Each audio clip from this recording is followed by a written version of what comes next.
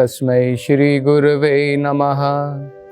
नमो ओम विष्णुपादाय कृष्णप्रेष्ठाय भूतले श्रीमते भक्ति वेदांत स्वामिन इति नामिने। नमस्ते सरस्वते देवे गौरवाणी प्रचारिणे निर्विशेषा शून्यवादी पाश्चात्य देशतारिणे। जय श्री कृष्ण चैतन्य प्रभु नित्यानंद श्री अद्वैत गदाधर श्रीवासदि गौर भक्त वृंदा।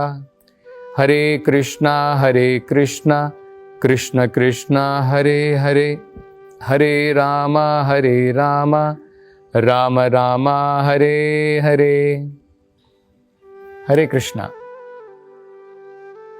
आप सभी भक्तों का आज से जो हम श्रीमद् भागवत कथा प्रारंभ कर रहे हैं उसमें आप सबका हार्दिक अभिनंदन है। हम धीरे धीरे भागवत कथा को बड़े ही सरल तरीके से समझने का प्रयास करेंगे। कई बार हमारे मन में ये विचार जरूर आता है कि मुझे संस्कृत का ज्ञान नहीं है, इतने सारे वेद हैं, इतने सारे पुराण हैं, इतने शारे उपनिषद हैं, वेदांत सूत्र है, महाभारत है, रामायण है, अनेकों प्रकार के शास्त्र हैं। मैं इन सब का अध्ययन भला कैसे करूं?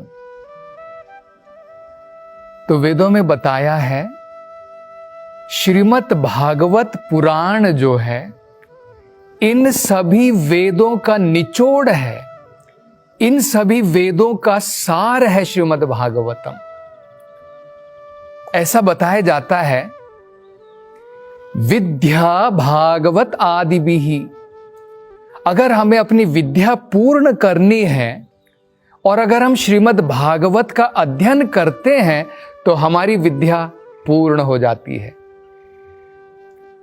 तो इन कथाओं में जो भागवत के अंदर में बड़ी ही सुंदर वृतांत दिए गए हैं, कथाएं दी गई हैं, इतिहास दिया गया है, इनके द्वारा हम भागवत के अंदर में क्या बताया गया है उसको समझने का बड़े ही सरल तरीके से प्रयास करेंगे। मैं आपकी तरफ से केवल इतना मात्र चाहता हूं कि निष्ठा के साथ में भगवान की कथा सुनते रहिए। कई बार हो सकता है कि हमारी समझ में आए या ना आए, लेकिन श्रवणम के द्वारा धीरे धीरे हम भगवान की कथाओं को समझ सकेंगे।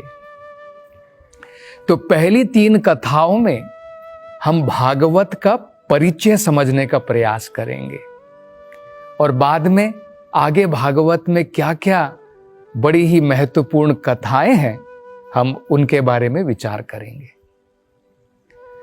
तो भागवत में सबसे पहले, जैसे हम भी जब सबसे पहले कुछ बोलना चाहते हैं भगवान के बारे में तो सबसे पहले हम गुरु को प्रणाम करते हैं, भगवान को प्रणाम करते हैं और उनके आशीर्वाद प्राप्त करने के बाद में ही हम जो है कथा प्रारंभ करते हैं। इसी प्रकार से वेद व्यास जिन्होंने सारे वेदों की रचना की है और अंत में उन्होंने वेदांत सूत्र लिखा और वेदांत सूत्र के ऊपर भागवत पुराण जो है टिप्पणी के रूप में उन्होंने जो है लिखी थी। तो सबसे पहले भागवत की शुरुआत करने से पहले वेद व्यास जो है भगवान से प्रार्थना करते हैं और बड़ी ही सुंदर प्रार्थना है। ये भागवतम का पहला श्लोक है।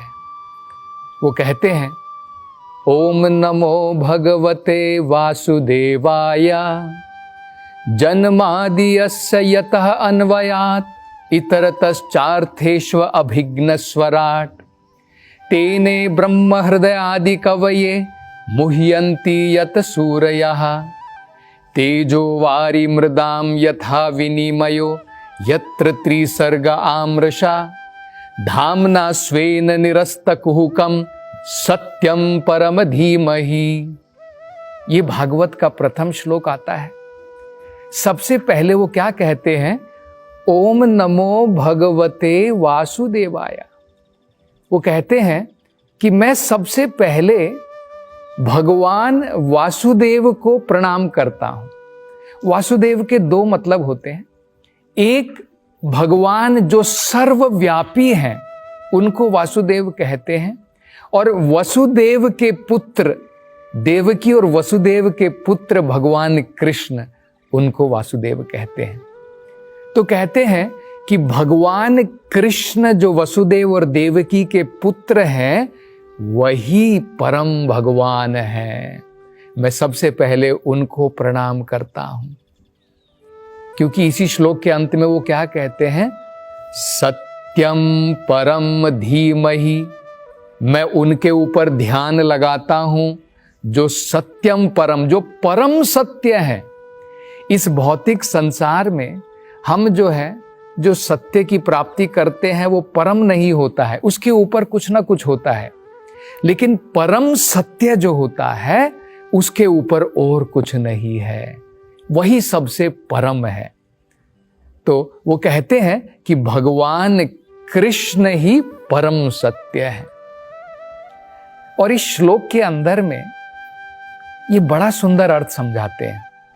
वो कहते हैं कि हमें किसी को भी परम सत्य नहीं मान लेना चाहिए, क्योंकि आजकल हम देखते हैं, खासकर भारतवर्ष के अंदर में, गली गली में भगवान है, गली गली में कहते हैं कि मैं भगवान का अवतार हूं। तो वेद व्यास जी जो है हमें भगवान के लक्षण बताते हैं, उस परम सत्य के लक्षण क्या होने चाहिए उससे हमें अवगत कराते हैं पहले श्लोक में।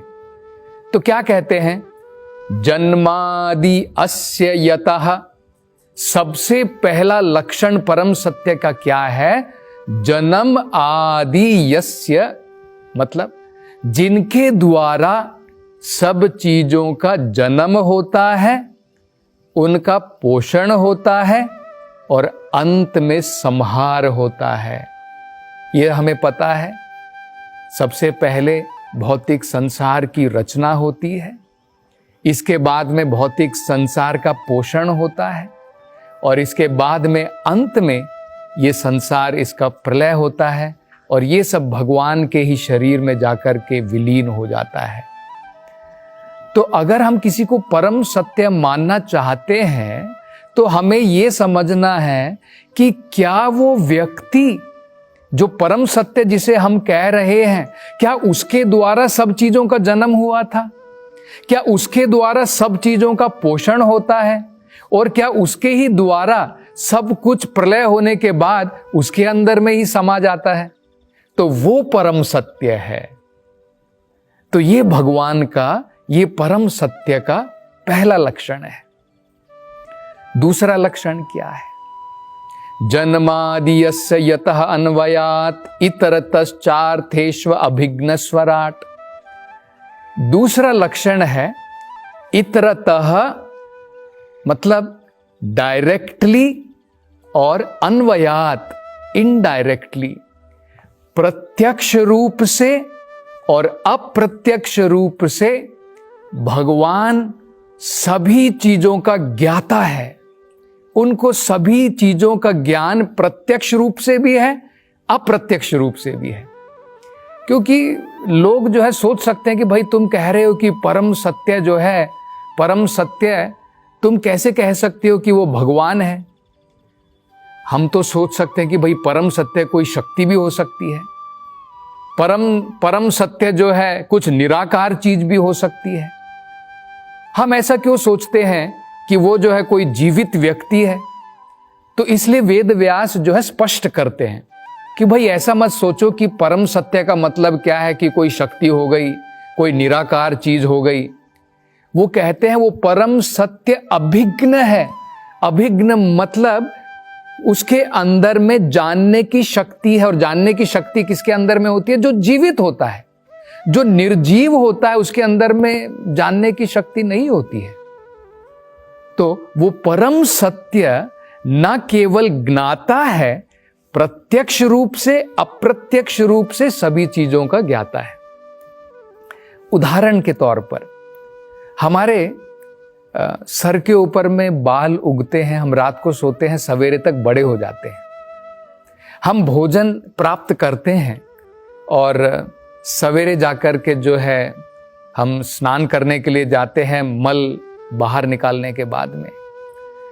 लेकिन क्या हमने कभी सोचा है, हम जब भोजन प्राप्त करते हैं वो भोजन हमारे शरीर में कैसे उसका पाचन होता है?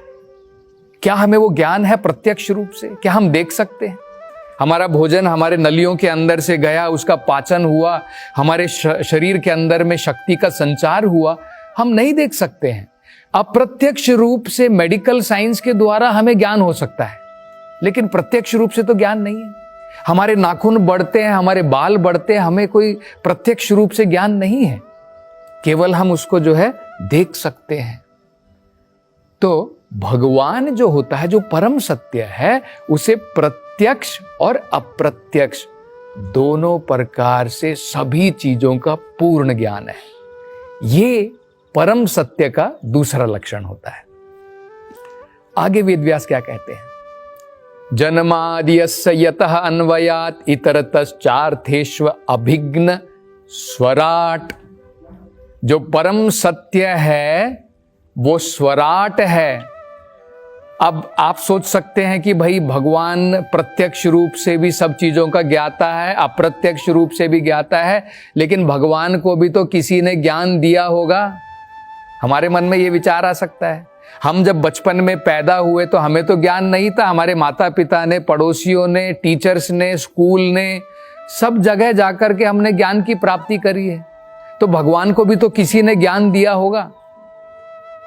तो वेद व्यास कहते हैं कि नहीं, भगवान स्वराट है, इंडिपेंडेंट है। भगवान को देने वाला ज्ञान कोई नहीं है। स्वराट मतलब अपने आप ही भगवान आत्मनिर्भर है, किसी के और के ऊपर निर्भर नहीं है। ये परम सत्य का तीसरा लक्षण होता है। आगे वेद व्यास कहते हैं केवल इतना ही नहीं, तेने ब्रह्म हृदयादि कवये। ब्रह्मा जी को, जो ब्रह्मा जी इस भौतिक संसार की सृष्टि करते हैं, उनको ज्ञान देने वाले भी भगवान हैं। तेने ब्रह्म, ब्रह्म का मतलब होता है आध्यात्मिक ज्ञान। तेने ब्रह्म हृदय, हृदय के अंदर में प्रदान किया, ज्ञान प्रदान किया। किसको? आदि कवये। आदि कवये का मतलब है, ब्रह्मा जी का दूसरा नाम क्या है? आदि कवये। तो उनको ज्ञान प्रदान करने वाले भी स्वयं परम सत्य है, भगवान है, वसुदेव के पुत्र कृष्ण है। तेने ब्रह्म हृदय आदि कवये। ये हो गया चौथा लक्षण। आगे पांचवा लक्षण वो बताते हैं, मुह्यंती यत सूरयः। भगवान की रचना के द्वारा बड़े बड़े सुरगण, बड़े बड़े महात्मागण, बड़े बड़े ऋषिगण, वो भी भ्रमित हो जाते हैं, वो भी भ्रम में पड़ जाते हैं। भगवान भ्रम में नहीं पड़ते हैं, लेकिन बड़े बड़े महात्मा गण भी भ्रम में पड़ सकते हैं भगवान की असीम शक्तियों के द्वारा। और वो कैसे होता है उसके बारे में अगला लक्षण बताया, छठा लक्षण, तेजो वारी मृदाम यथा विनिमयो। जिस प्रकार से हमें भ्रम में कई बार क्या दिखता है, हमें लगता है कि सड़क के ऊपर जब गर्मी पड़ रही है, रेगिस्तान के ऊपर जब गर्मी पड़ रही है, हमें लगता है कि वहां पर वारी है, वहां पर पानी है। तेजो, तेजो का मतलब होता है सूर्य के प्रकाश के द्वारा हमें नजर आता है कि पानी है। तो इस प्रकार से ये भौतिक संसार जो अस्थाई है, हमें लगता है कि परमानेंट है, ये हमारे रहने का स्थान है, यहां पर हम मजे करेंगे, आनंद की प्राप्ति करेंगे। ये सब किसके द्वारा संभव है? भगवान के द्वारा। तेजो वारी मृदाम यथा विनिमयो।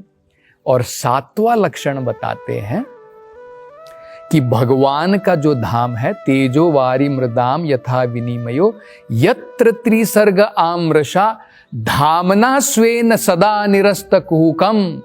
भगवान जो अपने धाम में वास करते हैं, जो भगवान का आध्यात्मिक धाम है, वो इन 3 गुणों से परे है, वहां पर कोई भ्रम नहीं है।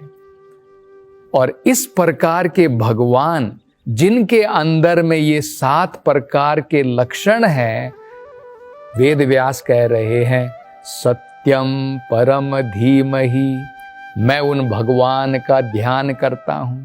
आपने ये जरूर सुना होगा, धीमहि शब्द आपने जरूर सुना होगा, आजकल तो रेडियो के ऊपर बजता है। ये जो है गायत्री मंत्र है। वेद व्यास पहले गायत्री मंत्र का उच्चारण क्यों कर रहे हैं, उसका एक कारण है, क्योंकि बिना हम जब तक ब्राह्मण के प्लेटफॉर्म पर उस पद पर नहीं आ जाते हैं, हमारा जीवन जब तक शुद्ध नहीं हो जाता है, हम भगवान के बारे में नहीं समझ सकते हैं। तो इसलिए वो पहले ही गायत्री मंत्र का उच्चारण कर रहे हैं, जिसके द्वारा हम जो भी श्रोतागण हैं, जो भी भागवत पढ़ना चाहते हैं, वो कम से कम उस स्तर पर आ जाएं जिस स्तर से हम भगवान को समझने का प्रयास कर सकते हैं। तो ये भागवत का पहला परिचय जो है वेद व्यास अपनी सुंदर प्रार्थना के द्वारा देते हैं। और अब अगली कथा में हम भागवत का दूसरा परिचय समझने का प्रयास करेंगे। हरे कृष्णा।